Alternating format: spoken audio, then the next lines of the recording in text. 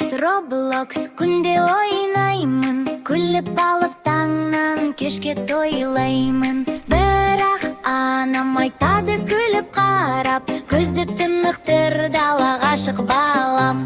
Roblox емес өмір бар, дала достар ойындар, күнде жарқырайды ғой шынайы күлкі шынайы жай. Roblox емес өмір бар, дала достар ойындар, күнде жарқырайды ғой шынайы күлкі шынайы жай. Айқырынан тыс әлемде қызық көп, секір, жүгір, достарыңмен жарыс көп. Құлап қалсаң ештеңе етпес, негізді өмір осындай емес пе?